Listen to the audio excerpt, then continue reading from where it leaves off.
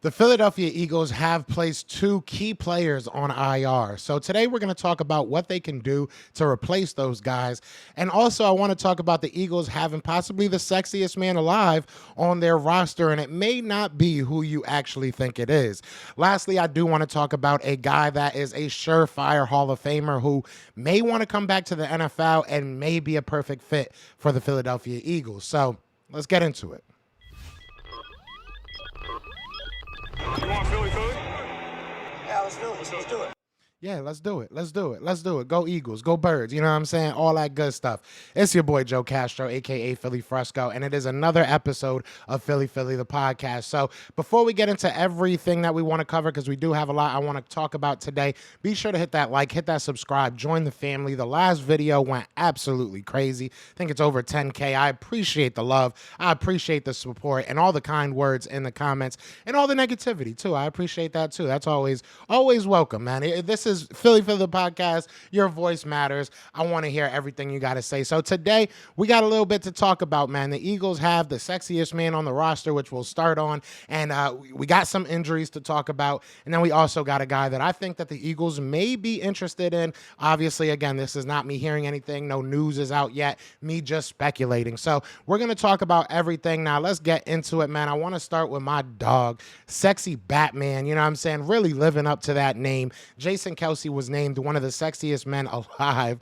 Shout out to him. It's funny saying it out loud. You know, and look, societal norms would tell you that he's not sexy, right? Societal norms would tell you that somebody else deserves to win it. But in my opinion, in my heart of hearts, Jason Kelce he is a sexy beast. He is the most beautiful man out there on the football field. You look at what he does as far as a leader, as far as a person, a father, a brother, a husband. He does it all honestly at amazing levels. He'll be the first to tell you that he's trying to be better every day, but this is awesome. I think that you look at what he is to the Philadelphia Eagles fan base, to the Philadelphia Eagles franchise, obviously. He's a Hall of Fame guy. So it's awesome to see him get his flowers. Offensive linemen really don't always see this type of recognition. They don't always get this type of love. It's nice to see Jason Kelce getting it while he's still playing, right? Because when he's done, we're going to be looking back. We're going to be talking about him for decades to come. I'm going to tell my kids about Jason Kelce and the grit that he showed on that offensive line.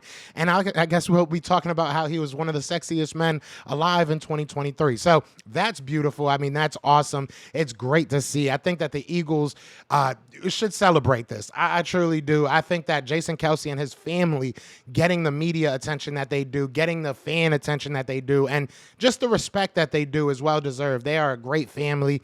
Jason Kelce's a guy that I think you can look at, you can look up to. So this is funny. I mean, it is funny. It is, I'm sure Jason's getting a kick out of it. I'm sure his family's getting a kick out of it. But at the same time, it's really cool. I think that far too often we see unattainable goals, right? We see guys up there or females up there that are unobtainable to a lot of people. It's tough to be out there with the six-pack abs and the perfect body fat ratio, whatever it is.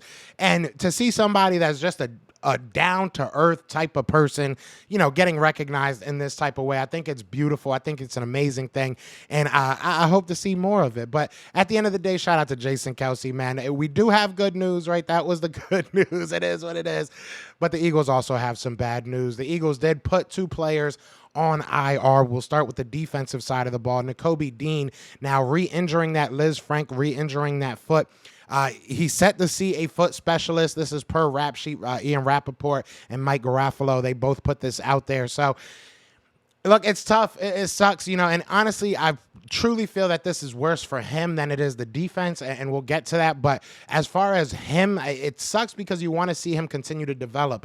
He has not been given the opportunities to really go out there and develop. Last year, he was obviously sitting behind a couple of guys. This year is supposed to be his year. First game, he gets hurt, out for 4 weeks. Now he's back again, out for 4 weeks. So it sucks, and it might derail his progression a little bit. It might derail his, maturation a little bit. But at the same time, I do feel on the Eagles side of things, on the Philadelphia, franchise team side of things, we do have the guys to replace him. We saw Zach Cunningham and Nicholas Morrow playing very, very well throughout the time that he was gone, right? We saw a lot of ups and downs from this defense in general, but the linebackers have been pretty steady.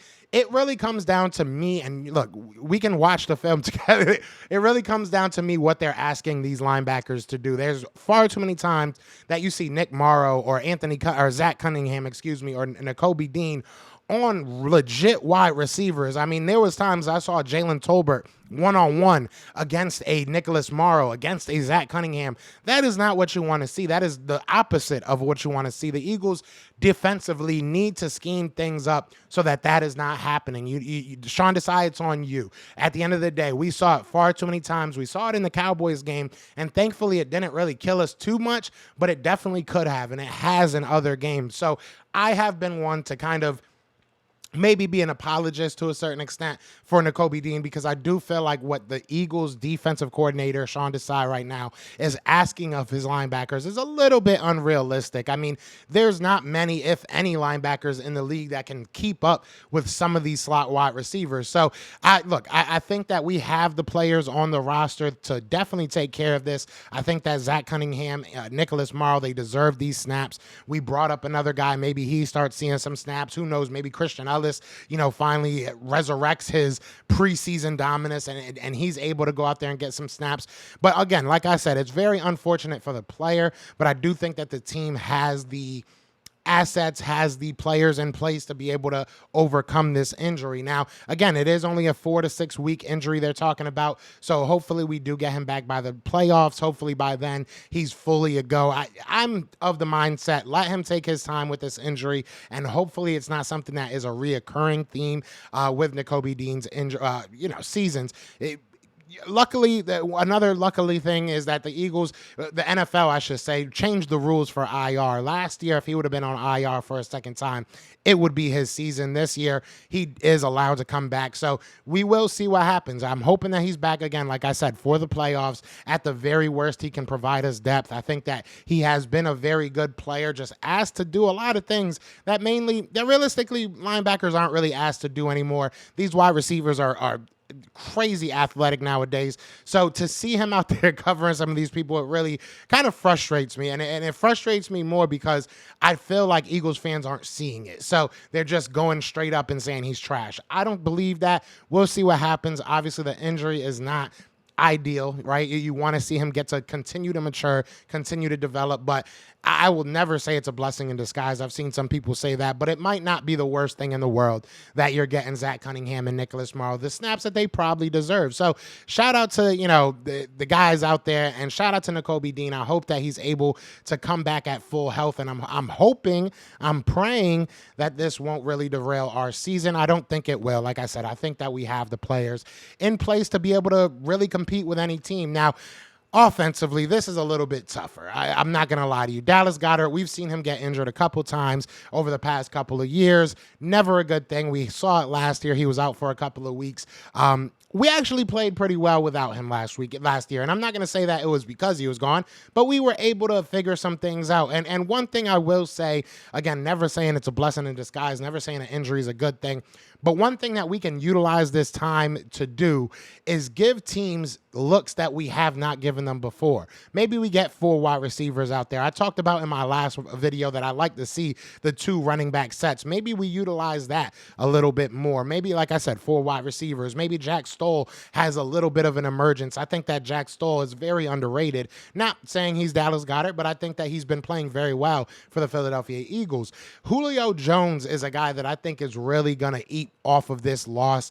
I think that Julio Jones is going to probably be asked to do a lot of the things that Dallas Goedert did, and it's simply because he has the body, he has the frame to do it. He's been good enough blocking on the outside. I'm not saying he's going to move to the tight end position, but some of those screens, some some of those, routes that he ran, that Dallas Goedert ran, I could see Julio Jones now taking the brunt of those because, like I said, he's a guy that can definitely you can definitely utilize in those situations. So I think him signing is a huge addition to this Eagles team now, especially with the loss of Dallas Goedert. Olamide, you might be seeing a little bit more of him. Quez Watkins looks to be coming back against the Chiefs, so maybe he's going in a little bit more. Maybe you utilize him a little bit more. Cam Jurgens is coming back, so that helps the offensive line where I've said it before. I think that Dallas Goedert was asked to do a lot for that offensive line simply because you didn't have a Cam Jurgens. Tyler Steen was in there. Sua Peta was in there. So for the running game, you had to ask Dallas Goedert to be a little bit more in that. So I think that now having Cam Jurgens back, having Quez Watkins back, having a guy like Julio Jones already out there and probably, pretty comfortable in the offense, I think that all that kind of equates to something that you can do to kind of replace some of the production. You're not going to replace Dallas Goedert. Right? That's just not going to happen. There's there's maybe one or two tight ends out there that can give you what Dallas Goedert gives you on a game in, game out basis. Now, again, I think that this is a really, really tough loss, but I do think that the Eagles have players in place and things in place that they can kind of open up the playbook. Maybe this allows Brian Johnson to open up the playbook a little bit. I don't know why you couldn't do it with Dallas Goedert out there, but at the same time, maybe this forces his hand almost, right? It forces your hand to kind of be a little bit more creative, utilize your players in ways that you weren't necessarily utilizing them before. So again, never ever going to say that, losing a player is a blessing in disguise. I hate that term. But, it is something that allows the Eagles to see a little bit more of who they are. This whole season, I feel like we've been dealing with adversity. This whole season, I feel like we've been dealing with guys coming in and out of the roster.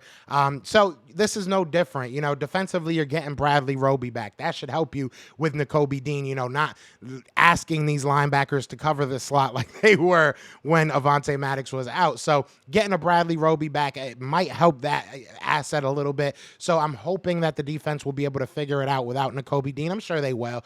And offensively, like I said, getting these guys back, having guys already in place that can take over his production. Again, Dallas Goedert is irreplaceable. You are not going to replace Dallas Goedert, and I'm not going to sit here and act like you can, but we do have a team in place that we can get over this, and I think we will. So this is all on Brian Johnson. This is all on Sean Desai. It's time for them to really scheme things up to figure something out and get the best out of the players that they do have out on the field. Now, lastly, I did say I want to talk about a Hall of Famer. I mean, this guy is a no-brainer Hall of Famer, right? And he's asked to come back to the league. I think he's around 37, something like that. But when I say the name, you might say, hey, well, I wouldn't mind giving him a shot. So listen, shout out first of all to Marcus Messiah 19. He's the guy that put this, he didn't put this bug in my ear, but I wanted to talk about this anyways. And when I saw this comment on the last video, I was like, you know what? I'm going to utilize that comment because I think that me and him have very aligned thoughts when it comes to this. So he said that the run game needs a power back, not named Penny. I know some people think the guy is washed, but I believe Adrien Peterson would be an exceptional plan B to go along with Swift and open the play action game and red zone offense. I agree.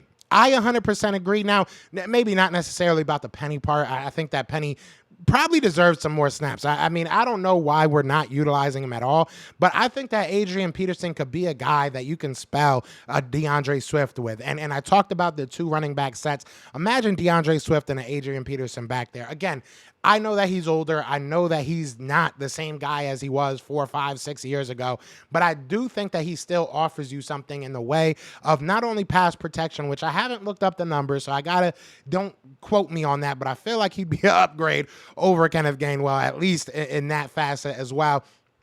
But also, he's a guy that can still get you a couple yards. I think that if you put him in during, red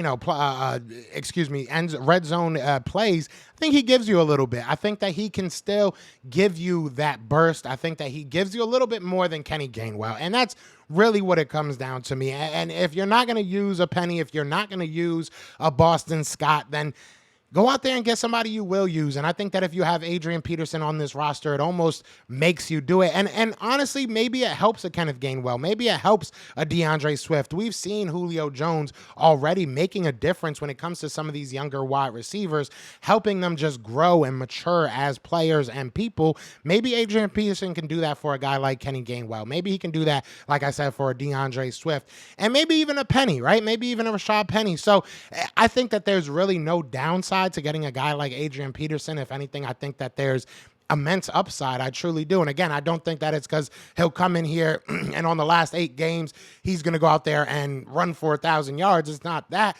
It's that I think that he would fit this offense really well. So again, shout out to Marcus Messiah. I think that this was something that, like I said, I wanted to talk about. I think that it's somebody that we should keep our eyes open for. I'm not saying it will happen. And again, his age might make it something that is kind of out of the realm of possibilities or realm of wishes for a lot of fans, but I do think that he could be an interesting target, an interesting guy to add to this roster, even if it's just for the veteran leadership. So you guys let me know what you're thinking, because I always want to know what you guys are thinking. How do you guys feel about these injuries? How do you guys feel about maybe bringing on AP? And how do you feel about sexy Batman? You gotta love it. You gotta love it. I'm going to add a pause to everything I said in the beginning. I probably should have done that at the beginning. But no, look, I'm hyped for these guys, man.